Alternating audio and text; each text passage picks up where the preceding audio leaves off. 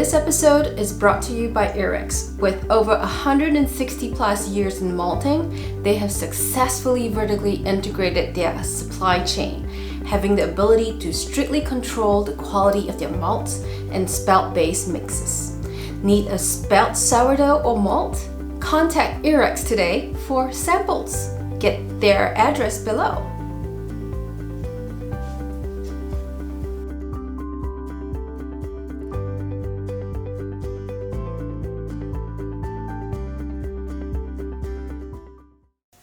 Hi bakers, what's up with spelt?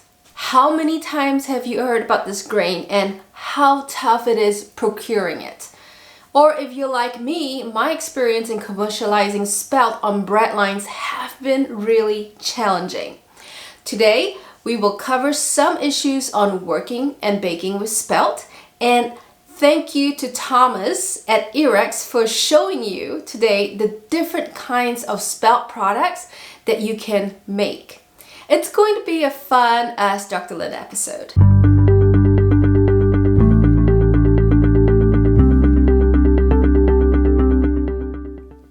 This seems to be a common remark by spelt lovers. Unfortunately, spelt is not gluten-free.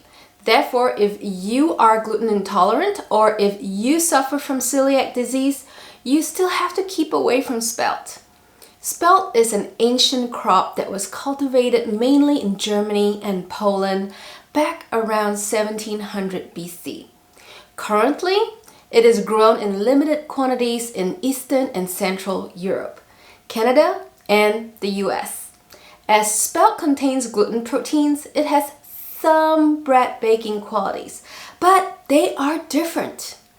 Although the reason why you digest spelt differently is not because of these gluten proteins, it's because of the lower fructans found in spelt.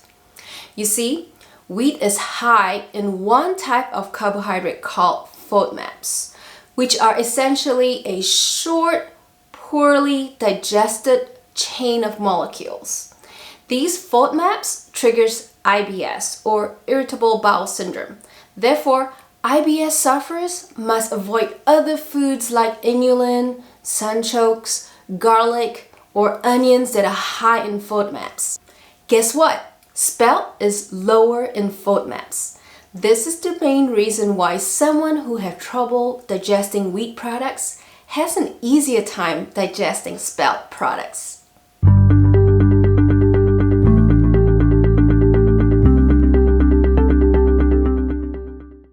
Being a cousin of the wheat grain, there are other differences. Here's Matthias Kloffel, a spelt farmer, who would be better at explaining these differences.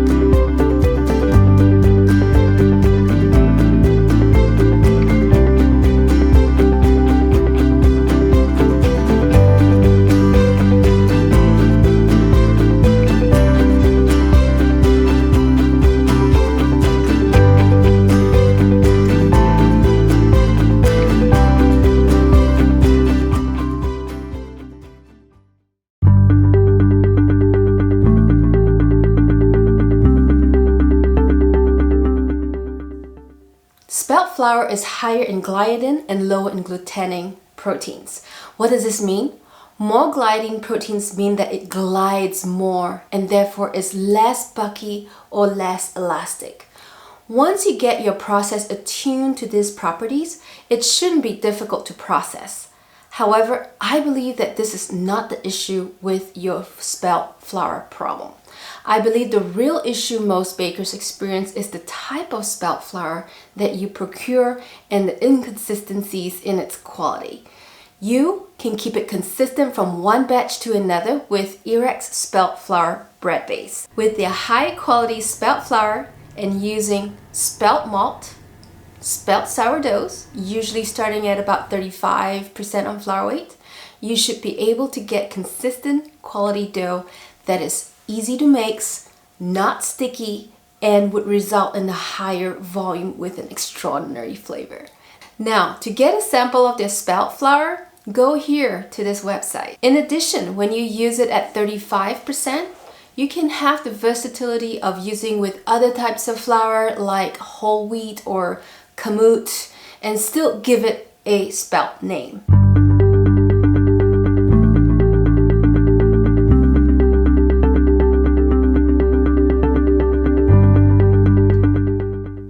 It's true, spelt has a natural nutty flavor to it and longer fermentation times enhances that flavor. Unfortunately, this is a time-dependent factor because you need the yeast or bacterial enzymes to break down the components in spelt in order to release more of this nutty flavor. I would recommend giving it an overnight proof to obtain that objective. However, if you lack the space and resource, a 90-minute straight dough process with a malted spelt flour would also provide very similar nutty flavors. Check out Erex's line of spelt malts and sourdoughs so that you can shorten your fermentation time.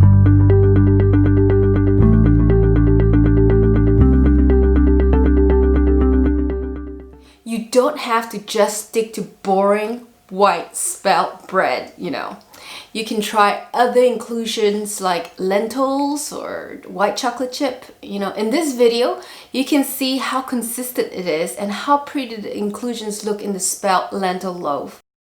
It bakes up great as well as results in a visually appealing loaf. The bread mix is called La Souveraine and it's a French bread using 100% white spelt flour, sesame seeds, and red lentils, and one of their best sellers in French Quebec since Erex launched it. It also contains malted spelt flour, spelt malt, and spelt sourdough. Alright bakers, that's all for this episode of how to produce spelt bread. If you have more questions, you can reach Erex at their email below.